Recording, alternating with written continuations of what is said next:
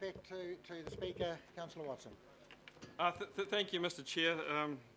Your time's almost up, I know. Well, I move an extension of time. It's not true. It's not I true. was on such a roll there, it's going to be hard to maintain that momentum now. But You get used to getting interrupted. You're on fire. yeah, well, actually, school teachers are used to getting interrupted all the time, and not quite so politely as a siren either, I can tell you that.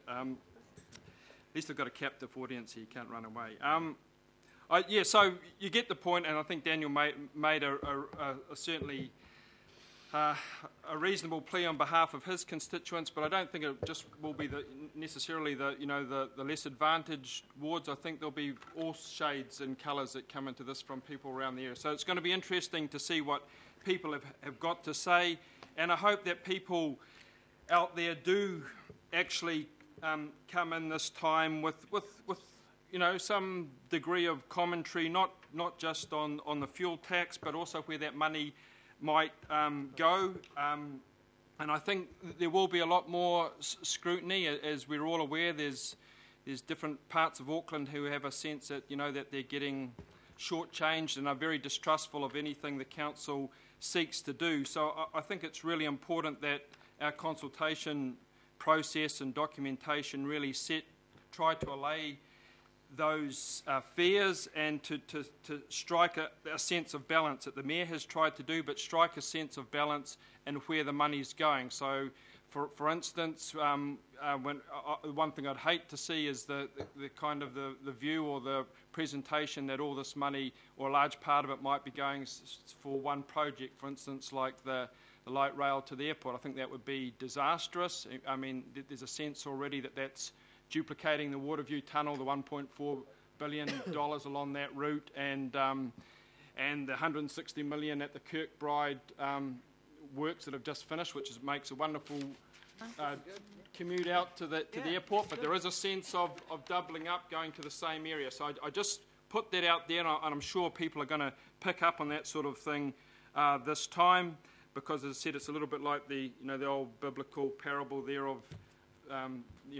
for those who have, they will get more, and those who have less, even what little they have will be taken away. That's perhaps being a little unkind, but I know in my ward, for instance, there's a real sense that that even basic things, as small as things like bike racks. There's transport hubs where there's no bike racks, so we hear a lot about public transport and walking and cycling connections. Yet in one of our biggest transport hubs, the ferry service, is not a single bike rack.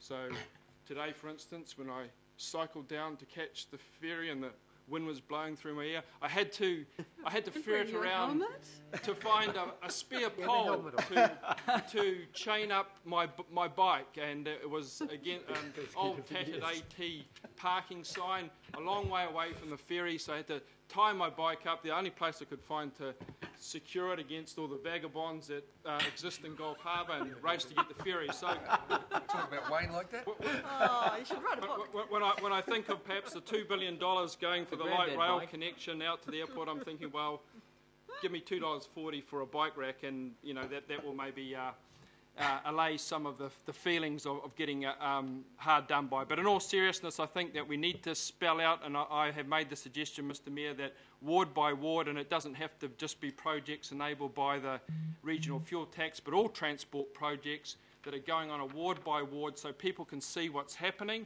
And I know there is a lot happening if you look at any ward, but I think it's going to be really important to meet that inevitable resistance, that there's a sense that you might not be getting a massive big investment, but there is investment coming throughout Auckland. I think that'll be really important.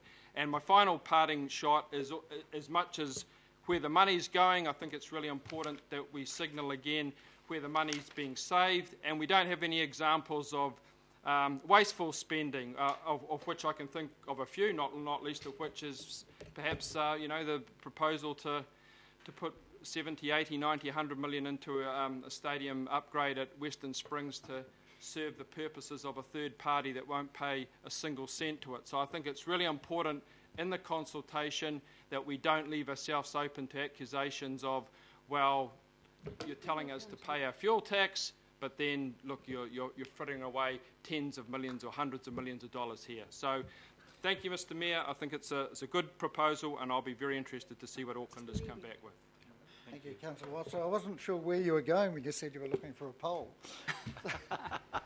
Councillor It Sayers. wasn't a European I was talking about. Or something to dance around.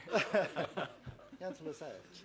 Yeah, thank you very much, Mr Chair. I'd like to talk about item A up there, about the introduction again of the regional fuel tax, like a couple of my colleagues have. And I'm just picking up a very common theme, so excuse me if I duplicate a little bit here, but it's really important to me. And it's, you know, it is about that, you know, I do also remain sceptical about the equality and the fairness of the spread of the regional fuel tax and striking that right balance.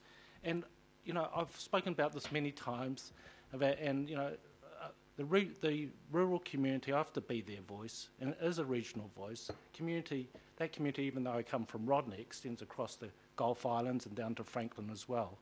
So the point I'm making is this is a regional issue. It's about, you know, don't be surprised about the feedback you get from rural Auckland about the regional fuel tax. I think you may find that killing possums and pulling weeds won't be as high a priority to them as their road sealing, keeping their streams clear of pollution off those roads, which run into the very key harbours that they value very, very much. Probably just a few key points I'd like to make. One, political motivation. The Commission up north has ruled that North Rodney isn't going to break away, which is fine, no, that's their job. But the sentiments up there remain, and I would have thought for a little bit of increase in the seal extension program by using the rural fuel tax to address that would have made great inroads for all of us and the reputation of Auckland Council up there.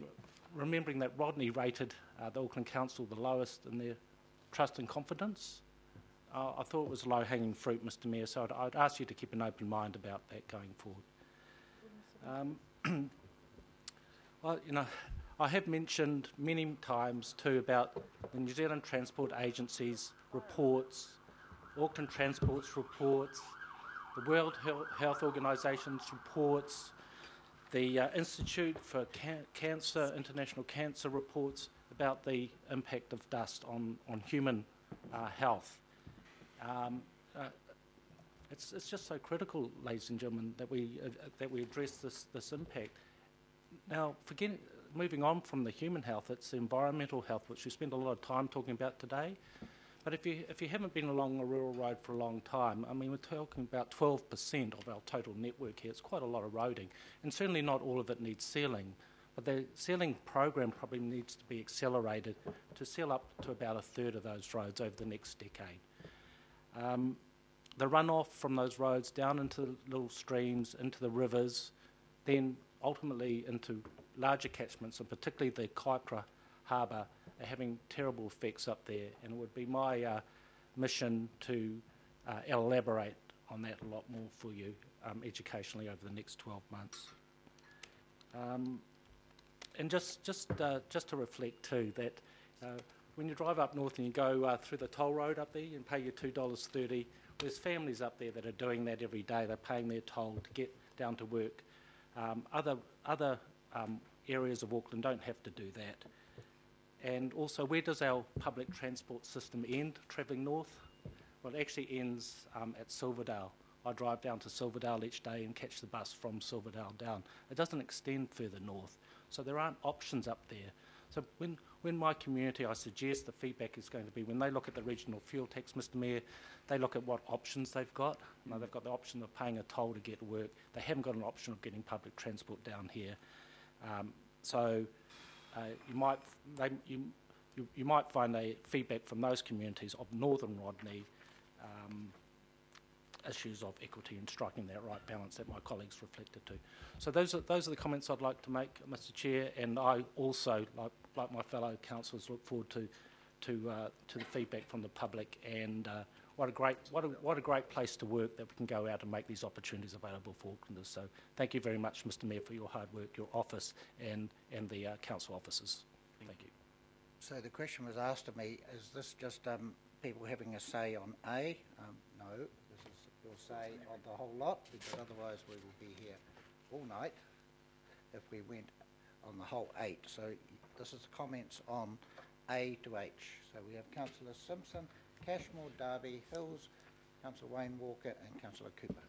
I had my hand up, Councillor Chair. Quack. So, thank you, Mr. Chair. I'll try and be brief. Your Worship, when you presented this to us last time, I only gave questions, I didn't give comments. So I feel now is probably the appropriate time. I want to congratulate you on your first LTP. It's obviously a challenge to try and get that balance right. You've got a fantastic bunch of people working with you in the background, so you can be very lucky. I've spoken to some of them, and I think they are a great bunch of people.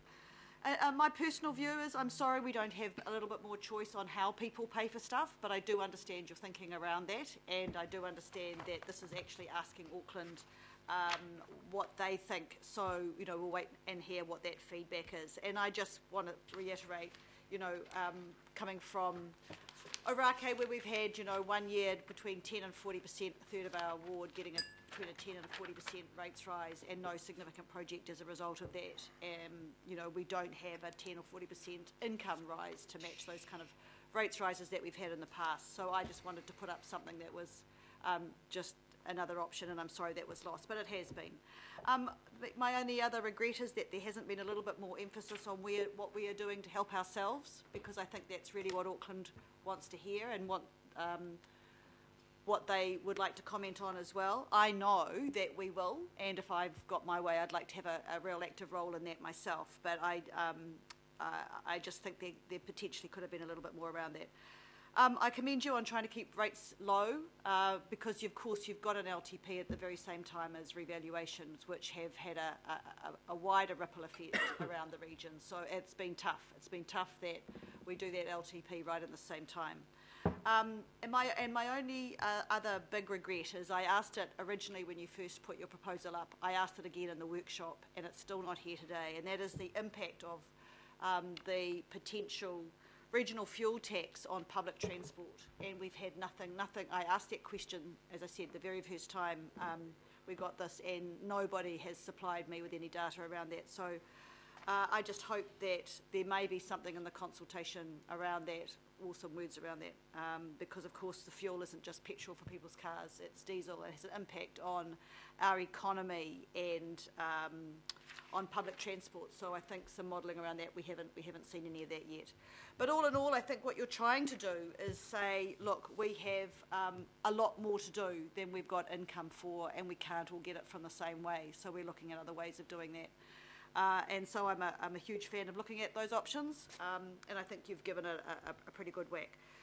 Just in final comments, I'm a little bit concerned about H. I just don't feel in my heart that I have enough background information for me to support that one. I think probably out of all that you've got on the table, it's probably the least important, maybe, for you. But I just feel I would have liked a little bit more information around that. So I'm, at best case, we'll pass on that, you know, maybe vote against it, but I'm just letting you know. But all in all, good job, and I think what you have done is you've been a very fair ear for those of us who have had some queries and concerns, and I congratulate you for the way that you've handled the responses. Thank you. Thank you very much. Deputy Mayor Cashmore. Thank you, Mr. Chair. Short and brief. It's very easy to spend and very hard to bank. And the gold bars don't grow on trees at the bottom of the garden, not even the mayor's garden.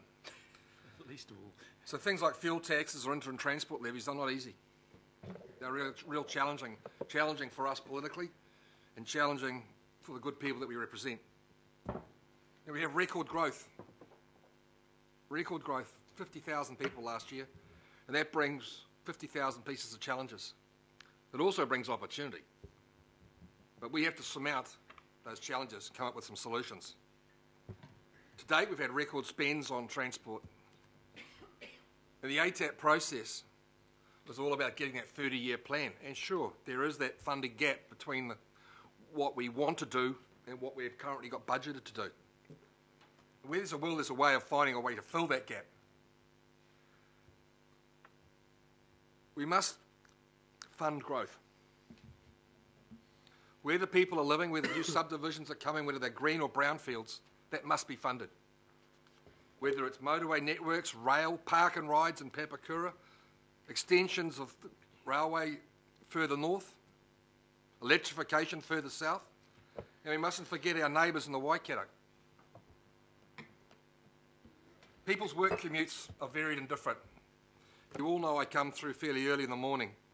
What staggers me is the number of people who are on that southern motorway at 5:15. And by the time you get to Ellerslie, the numbers have dropped by 70% or more. There's a lot of people who commute in the south who work at the airport, who work at East Tamaki, who work at Highbrook. One thing is consistent, though, is that north motorway on the southern, the people coming out of West Auckland heading to the south and heading home again, that's a real challenge. The new tunnel has helped, but it is still a big challenge. We're never going to get everyone's commute perfect. Not everyone's going to be able to take a bus or a train, and certainly not everyone's going to be able to walk or cycle. Our funding has to be varied, and as Councillor Sayers says, we mustn't forget about the good people in Rodney. Years of neglect in the ceiling. We're doing more now than it ever has been done, but we have to find smarter ways to do more still. Putting glass jars, clear glass jars for water and another one for the environment to fill up with targeted rates is a good move. It captures those funds into areas where they will be spent. The general rates increase is kept to as low as is feasibly possible. There are still going to be challenges we're going to have with RFA, with Panuku Development Auckland, and with varied and multiple other factors. The local board initiatives, Mr Chair and Deputy Chair of this committee, well done. And the staff that worked around you with that. That has been a superb result and a highlight of this LTP for consultation. Is this perfect? No. Is it practical? Yes. Is it pragmatic? Most definitely. Can we move from this going forward? Can we go to the government with confidence around our growth strategies, our future urban land supply? Yes, we can. Mr Mayor, good stuff. Mr Chair, well backed up for the Mayor. If the rest of you, I think we're all getting the gist that there's something here for most people, but not everything for everybody, because that's never possible. Cheers. Thank you, Councillor Cashmore. Councillor Darby. Thank you, Chair. Look, I'll be supporting the motions that are now up there, and particularly the 2.5% limit and the regional fuel tax, of course. A couple of areas I just want to home in on, Mr Chair, and that is the disestablishment of ACIL with up to $1 million savings. I've talked to some staff who believe that could be greater than that. I've been seeking this for 2.5 years, and I'm delighted to actually see this up.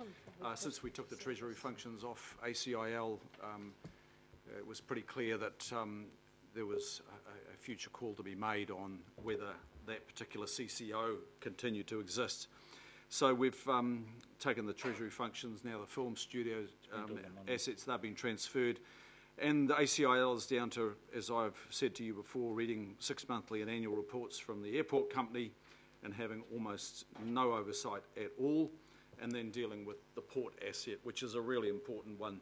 The port company, they have appointed directors, so that comes for us to appoint directors, and I think that is a good thing.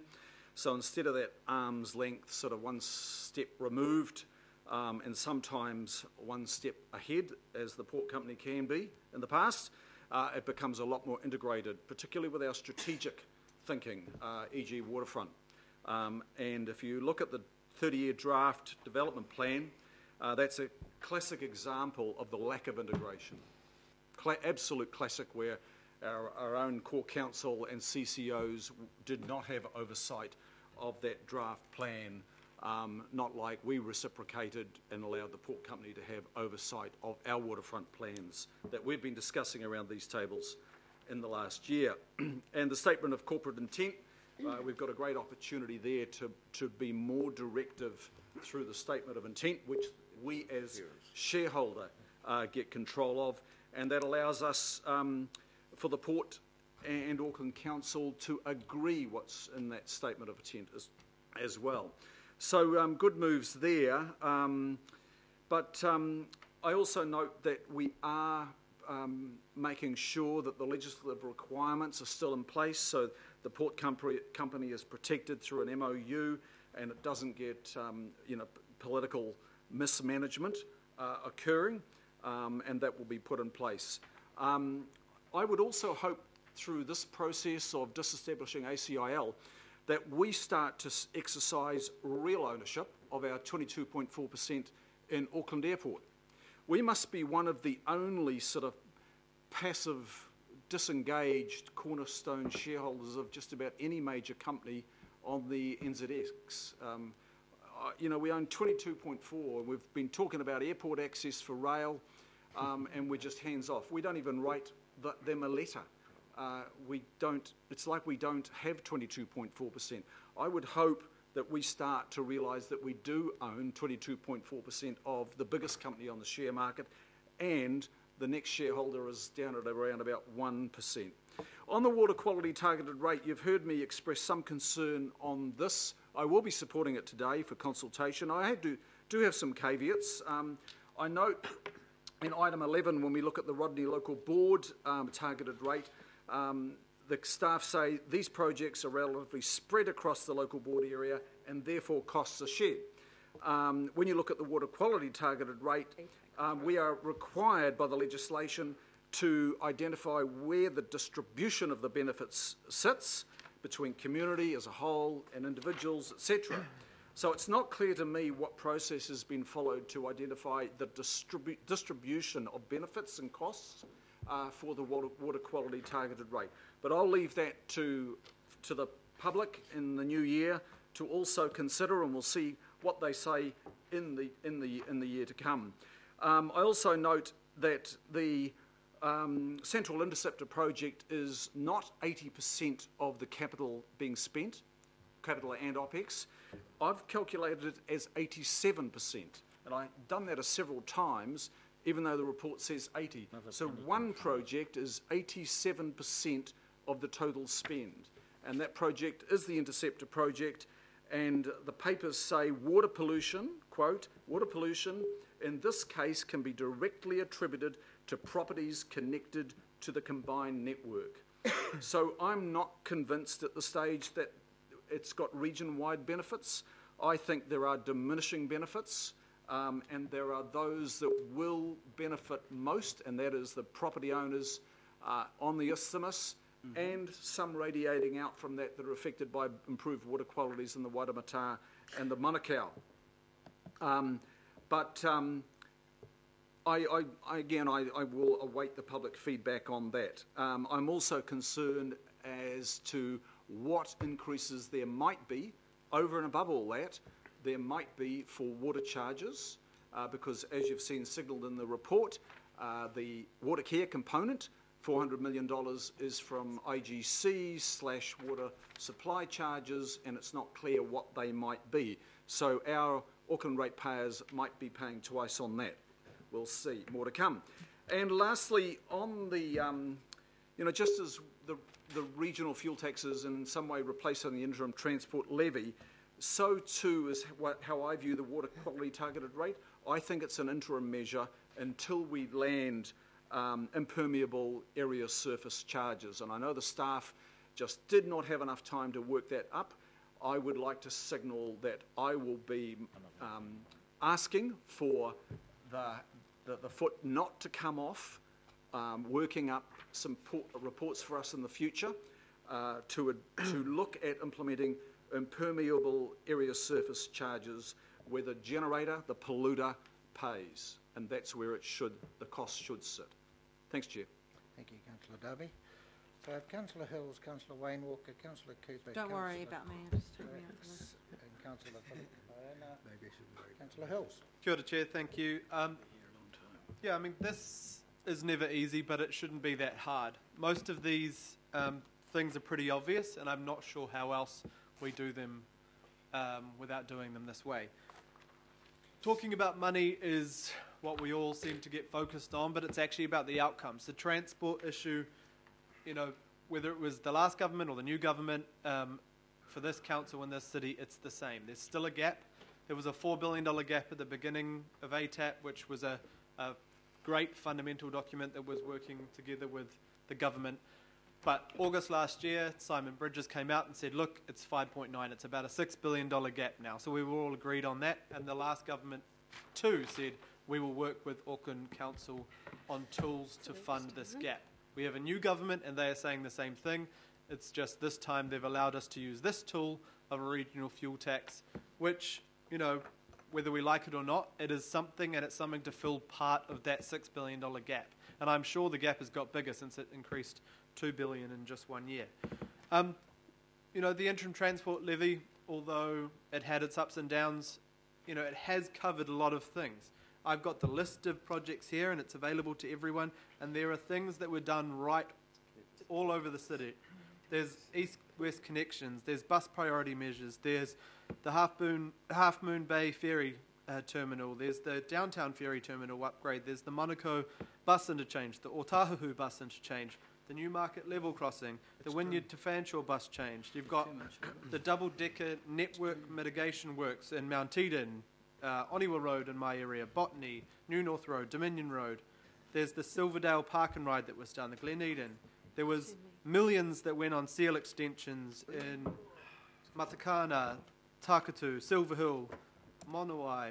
There's Wynyard Quarter, there's the Tamaki Drive Ngāpipi interchange, there's the Te Atatu Road. But what I'm saying is this was to fill projects that need to be filled right across our city, and that's what the petrol tax will do as well. This is to fill the gap of targeted projects that are right across our city. And what else do we do? I'm not sure what else we do without adding more funding to our community. Not everyone is going to take public transport, definitely not. But public transport has an effect on everyone. My dad, who's a labourer, always says he would rather be sitting in traffic with a double-decker going past him on Oniwa Road with 90 people in it than sitting behind 90 more cars. So he knows the benefits.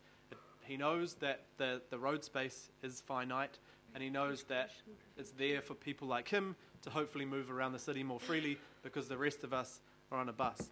Also, talking about, you know, census figures and stuff is fine, but since the last census, we've actually increased passenger trips across Auckland by 20 million in those almost 5 years, and that's because of this investment. It's because we're getting people onto public transport. It's because we've gone from 0 hop cards 4.5 years ago to 1 million hop cards, and we thought we'd be at 350, 400,000 at this point that time ago. So it's investment that we need, and it will, you know, come right across our city, including light rail, including more buses.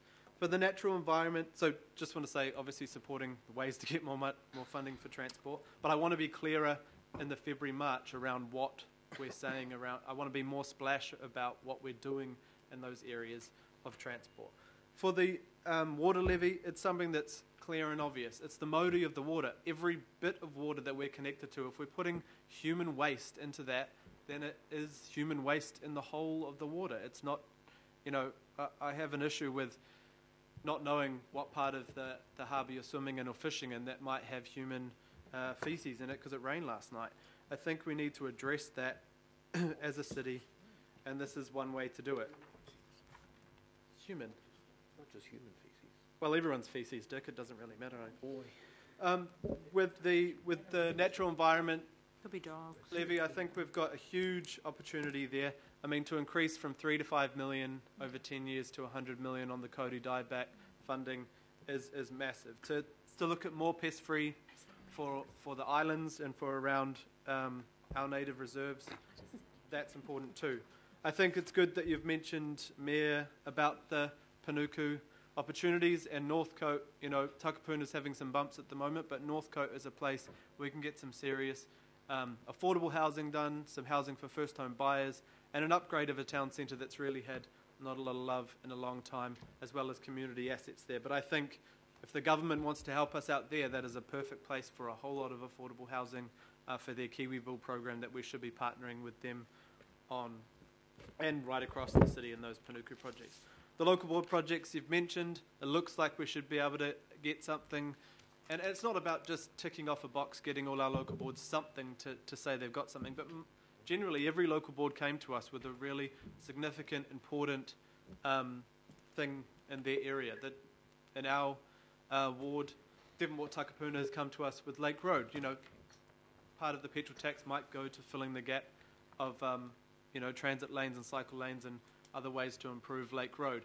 Kaipatiki came to us with a rundown stadium that is basically closed and it needs replacing. So it's not a big ask that we are able to fund those sorts of things.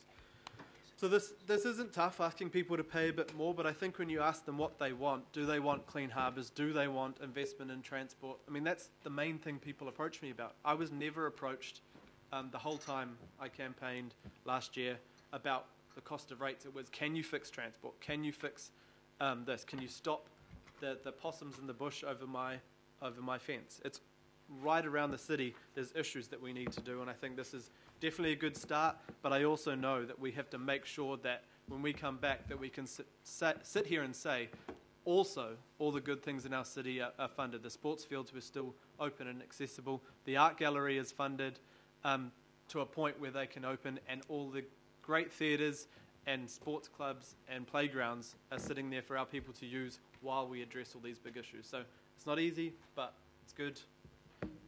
Thank you, Councillor Hills. I support all the recommendations. Councillor Wayne Walker, who just came and whispered in my ear, they said he only needs I'll a be couple very of minutes. brief. I'll be very brief, Mr. Chair. And that is the real concern echoed by my fellow councillors Watson, Sayers and Newman around fairness and equity, especially as it goes to transport expenditure around the region, and especially as that applies to the regional fuel tax. The fundamental difference between that and the rates is that every time somebody goes to fill up at the pump, they're going to think about it. They're going to think about it. And we, that is Auckland Council, may be on the butt end of that if they see that they are not getting value and they see that they don't have a viable alternative, that they don't have public transport, and that includes walking and cycling and bus and train or ferry or car sharing to get to where they want to go. So we need to be ensuring that they have that choice, because I say again, they will be making that value call every time they fill up. So it's more significant than anything else that we're doing. Thank you, Councillor Walker. Very good. Councillor Philippone. Thank you, Chair. And I think for people around this table, I just want to let you know my surname is pronounced Philippina, because I've had a few people around this table mispronounce it. So I just wanted close to piano, and I won't say what I think your name is, Deputy Mayor, because I'm too polite. Yeah, so I'm too polite. So look, I wanted to do that, but I heard it mispronounced about 6 times today. Firstly, I want to apologise to Linda. Councillor Cooper, I want to apologise to you because I didn't support your amendment, and I should have, because it was going out for consultation, so my humble apologies to you. Your Worship, yes, you have been thanked. You have been thanked for putting this budget through, but I'm going to go to the contrary and say thank you for that, but you should have been bolder. And the reasons, and I'll make my reasons very clear, Your Worship, why I think it should have been bolder. One of them is in regards to the consultative process and going through around 2.5. I mentioned it on the 30th of November, Your Worship, around why we're 45 million accumulate over the next few years from 2021 when your 3.5 sits in. Yes, the regional tax, it is what it is, and the legislation will be done for that. And I mean, we around this table will be deciding what will happen with the regional fuel tax. Your Worship, and I mean, even the councillors around this particular table as well, around what we will not be doing, and I'll save most of the comments around what we won't be doing with the enhanced the enhanced environmental on our natural environment. But just to give you some, some of the tracks will be closed longer because we haven't got the money to fix them.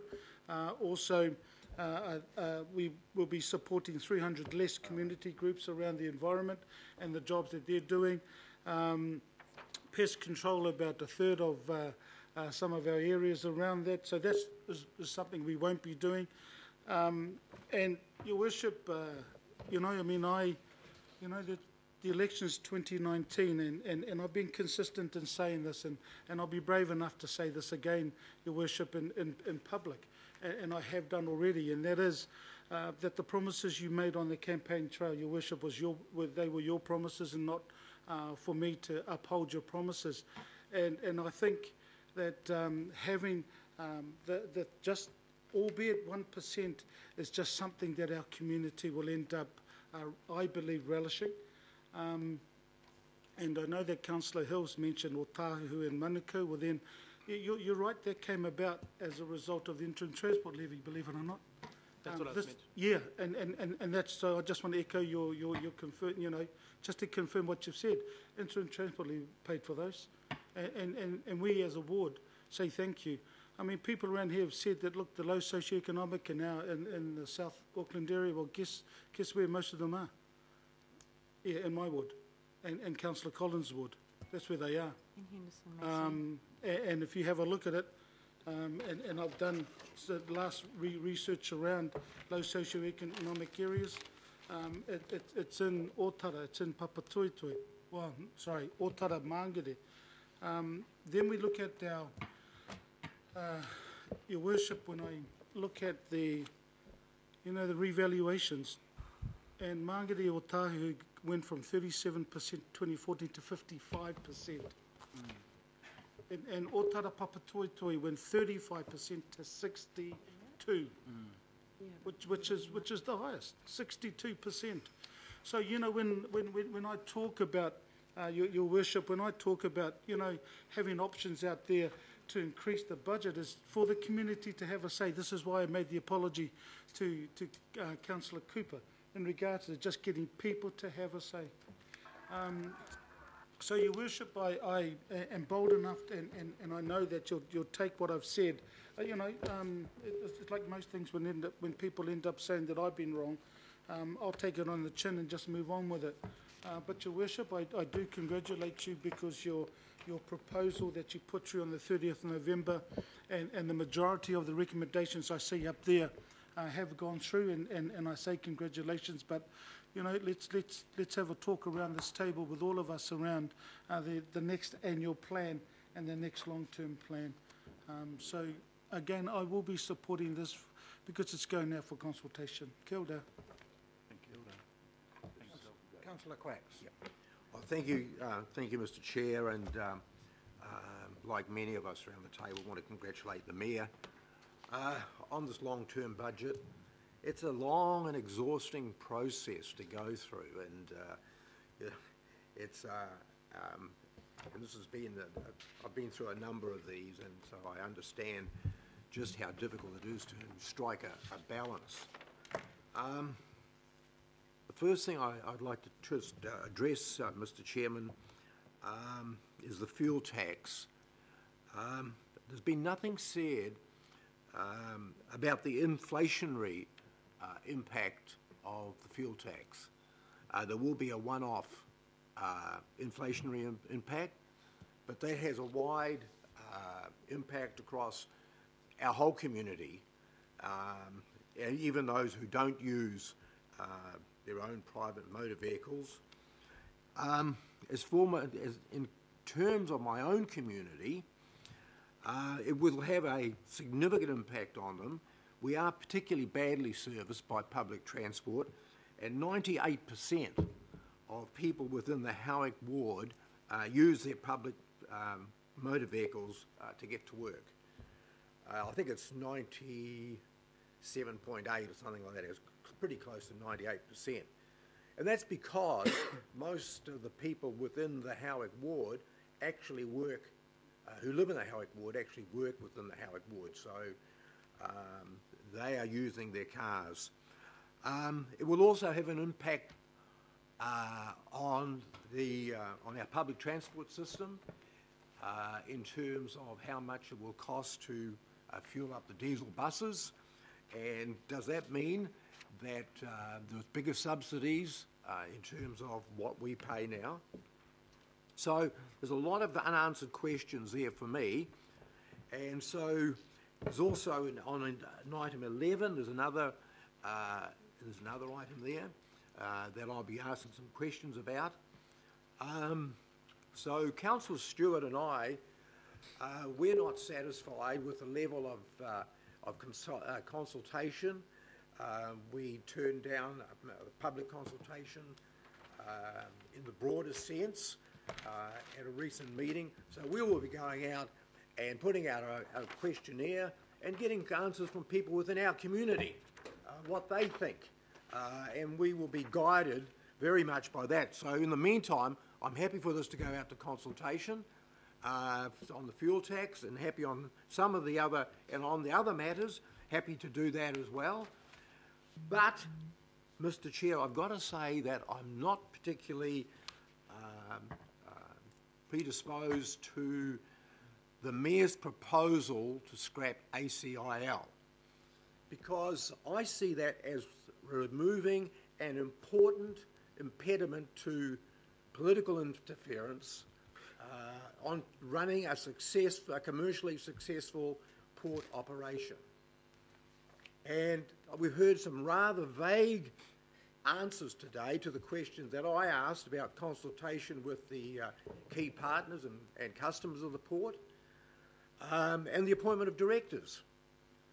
The answers, I certainly wasn't satisfied with those answers, and I found them quite vague, and so I'm not quite sure how we're going to get the answer from the public if we can't get the answers ourselves.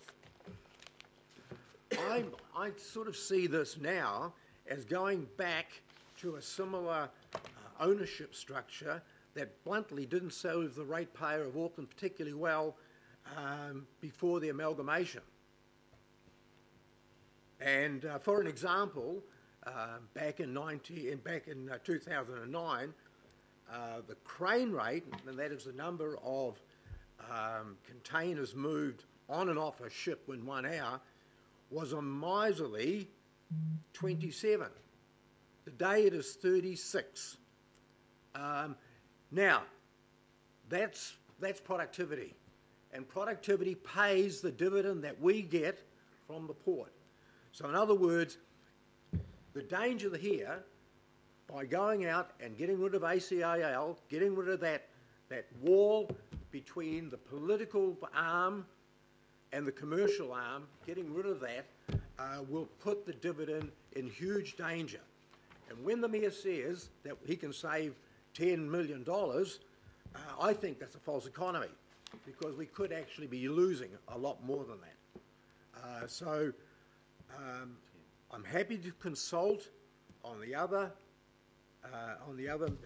issues that have come up, on the other recommendations, but on that particular one, Mr. Chairman, I'm going to have to respectfully decline to support that. I think you're quite right when you said it's a can of worms. And anybody else who thinks it's a can of worms probably should follow your lead, Mr. Chair, and not vote for this. Thank you, Councillor Quacks. Councillor Stewart.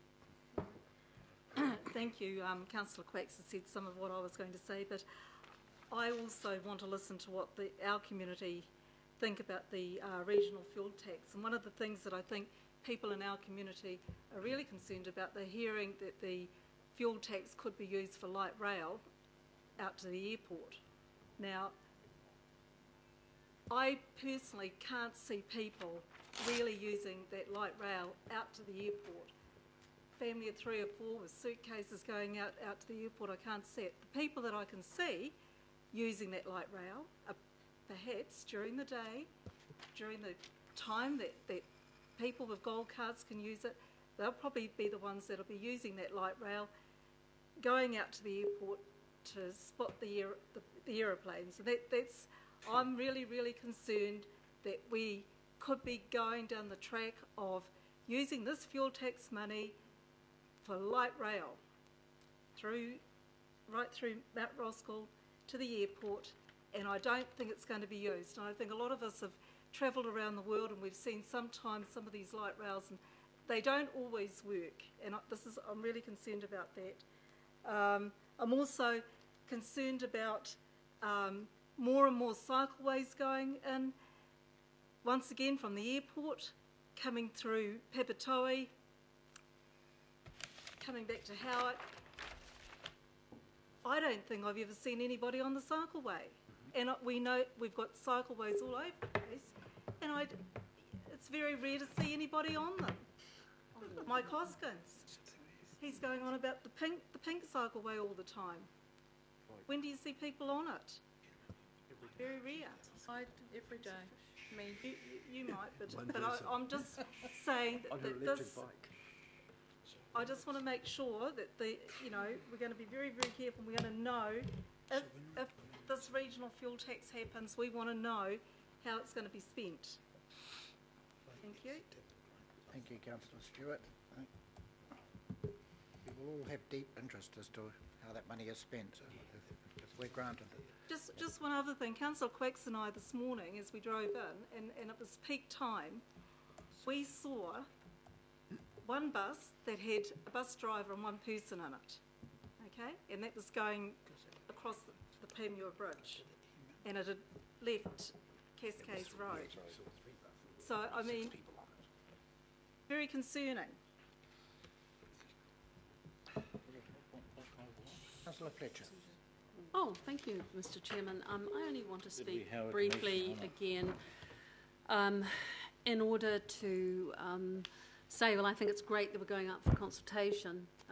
This is the opportunity to really energise Aucklanders about Auckland, and I for one feel tremendously excited that we are going to try and tackle some of those biggies. I do support the fuel tax, have always done so, because I could see the gap that was growing in terms of the projects, and now that it's documented on an evidence base through ATAP, and we know that the central city studies that we've done and the back-to-back buses, we know that something has to give, and I, for one, am really excited about the opportunity of going forward. We all come to this place and we're elected from our wards, but probably with one or two big wishes. What inspired me to come back to local government after being out of it for a long time was to actually see the CRL through. And that was very satisfying. And the fact that it came with a unanimous vote at the end meant a very great deal to me. Why I'm sitting here now is that I actually want to see that environmental legacy. And this is the opportunity that we have today to actually do justice to it. I am sad, I'm disappointed that Councillor Philippiner's his amendment and that of Councillor Simpson, because I think the public are intelligent. They want to be consulted. They want to have that opportunity to have the issues put before them. So I will foreshadow that I think we should have another go at it when we get to the governing body shortly. But in a general sense, I think that we have missed the opportunity. When all is said and done, we know that that is the one area where there is no resentment from the public in terms of spend. Yes, it's always going to be a juggle. And yes, we know there's too little in here for the cultural sector, and we can find all the faults in it. But I think it's been for the process of consultation at any rate, I think it's been a good process. I think the Mayor should take some heart from the fact that he has tried in a council full of individuals. He and I both agree this place isn't tribal, it's all about individualism. But I think that he has actually done his best.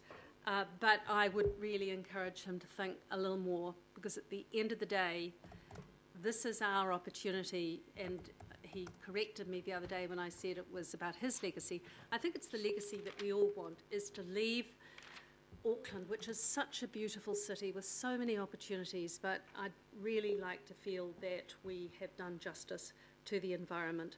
I look around the staff that we have working in the environmental sector. None of them come along here and just do a 40-hour week. Most of them serve on not-for-profits. Most of them are, as indeed all of our staff are, they work long hours, but particularly in the environmental sector and the parks, there are some really extraordinary people, and they have told us as strongly as they can respectfully do so today that they want to be able to associate themselves with best practice. They want to be able to put their hands on their heart and look at those 10 criteria and say we are genuinely doing justice. We're getting some cut through on those. So I commend that to those who may be sceptical that there's too much money going in that area. And like others, I don't believe that the decision under G, which is going to be the right one in terms of the disestablishment of that CCO. If there's one area, and I have told the Mayor this, so he knows this, I think accountability and CCOs, we're giving too little time to them. We had some appointments recently for the directors of Panuku, and it was very satisfying because we actually had Panuku Chair come in. We had a much better insight into the business and some of the challenges of the business, and I don't think we land with all of the information because it's split between the Appointments Committee, it's split between this committee, and it's one area that I think accountability on CCOs is one thing that we might do better, and I'm not yet persuaded that we have actually given sufficient consideration to this issue. So regretfully I will be voting against that clause, but thank you.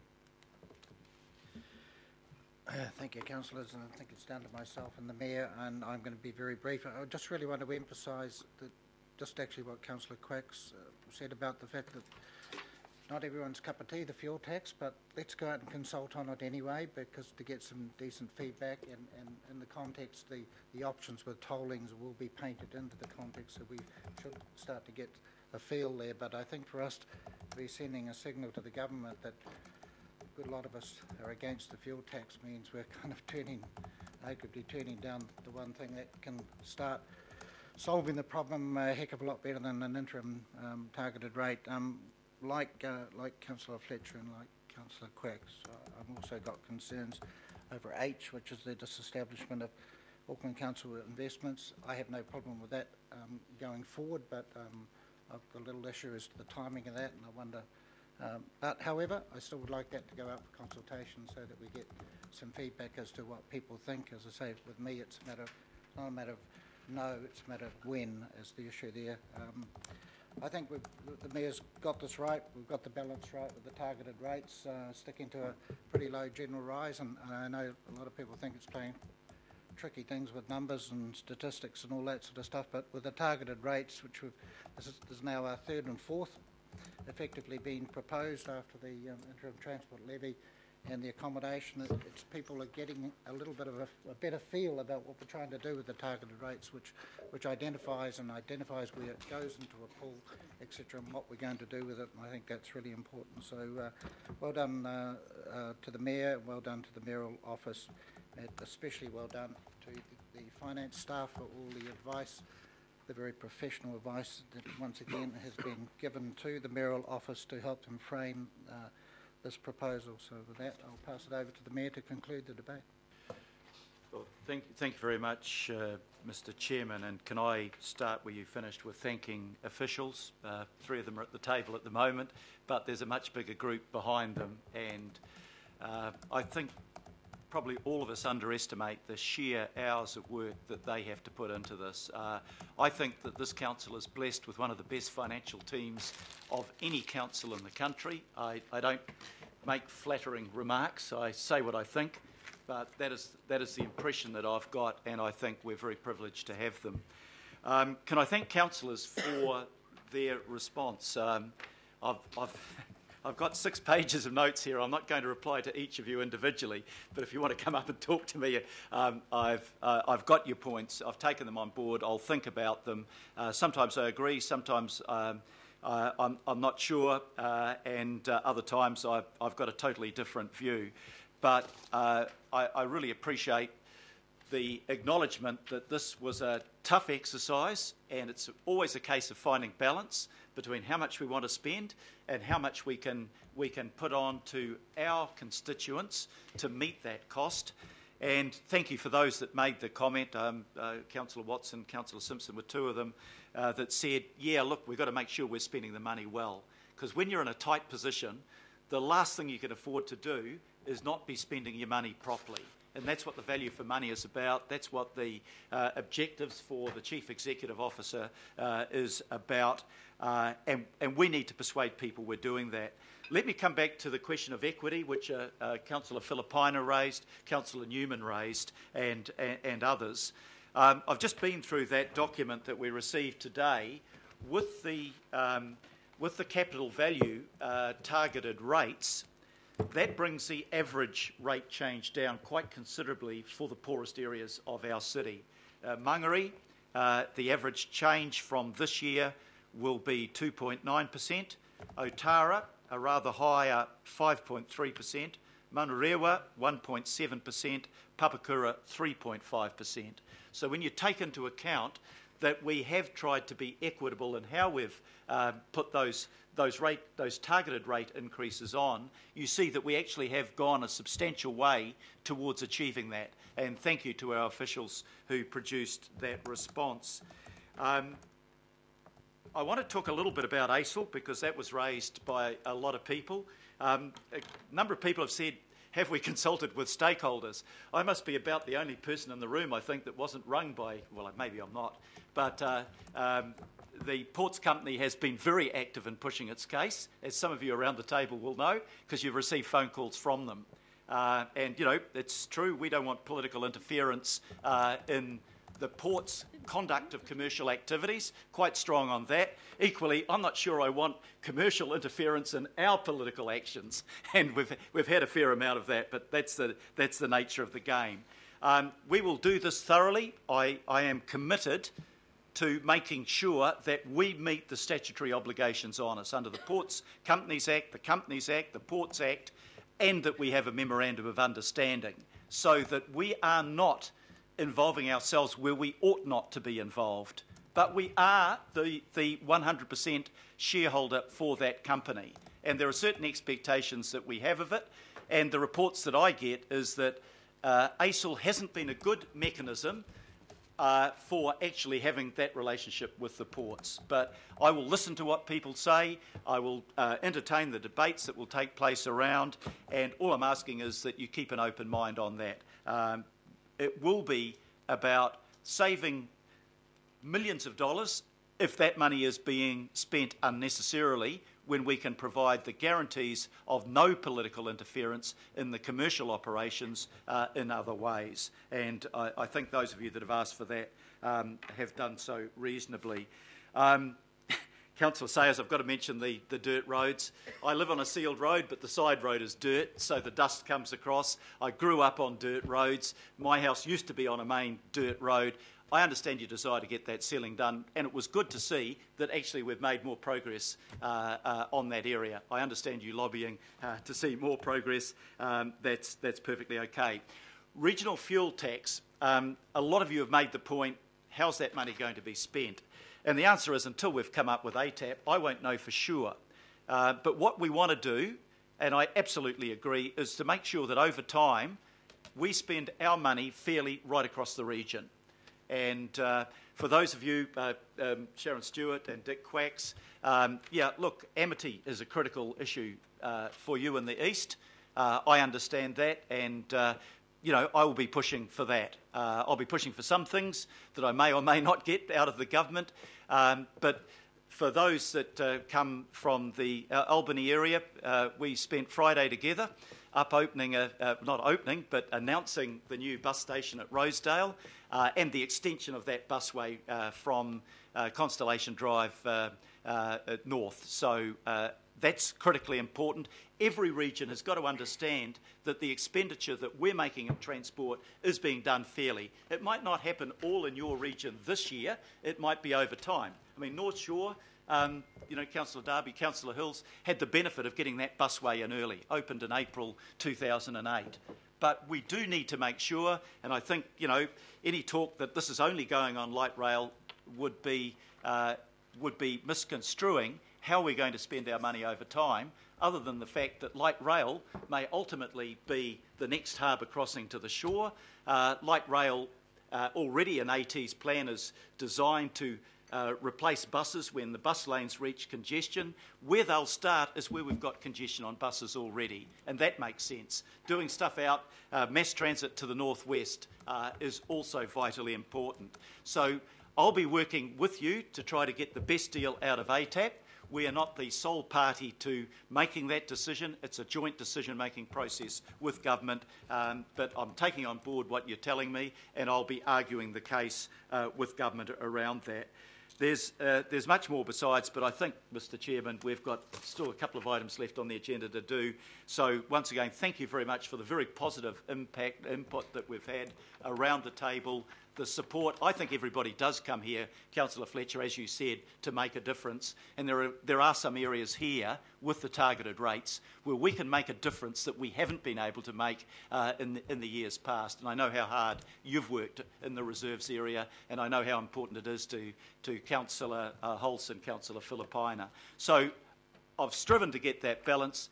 It won't be perfect. There are things that will change when we've listened to the public, but it is, believe me, it is a genuine effort, and I want to work with you as a team to actually implement something that will be good for the whole of Auckland. Thank you very much.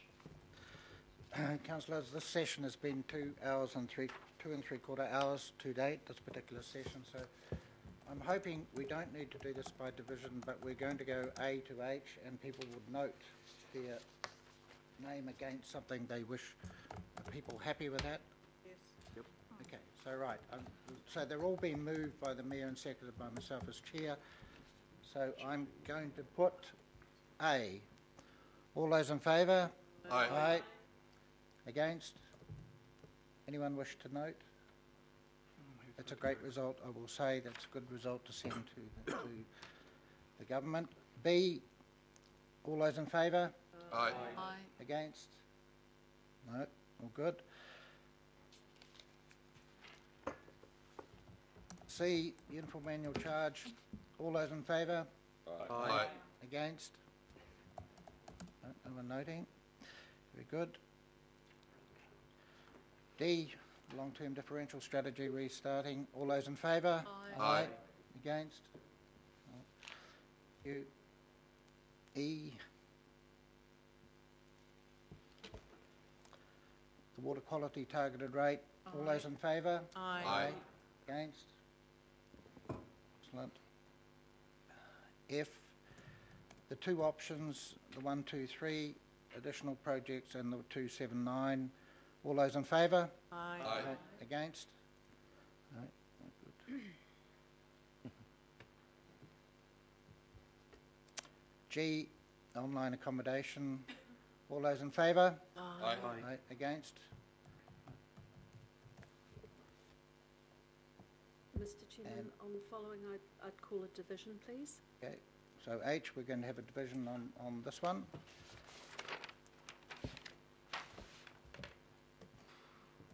Can we read it, Mr Chair? At the side? In your Thank you. agenda. Mike, It's in your agenda. lift it up a bit. So remember, this is not disestablishing it, this is consulting to get some feedback on disestablishing. So, by division. Councillor Clow, Yes. Councillor Casey, Yes. Deputy Mayor Cashmore, Yes. Councillor Cooper, No. Councillor Darby, Four. Councillor Filipaina. Aye. Councillor Fletcher, No. Mayor Goff, Aye. Councillor Hills, Yes, please. Member Honig, Aye. Councillor Hulse, Aye. Councillor Lee, No. Councillor Newman, No. Councillor Quacks, No. Councillor Sayers. No. Councillor Simpson. No. Councillor Stewart. No. Member Taipari. Aye. Councillor Sir John Walker. Councillor Wayne Walker. No. Councillor Watson. No. Okay, so that's been lost. Just lost $1 million. No, that's not right. Been lost by 10 votes to 11. Saved ourselves. Okay. Right, we will have a break for 5 minutes because 2 3/4 hours is more than enough. $1 million.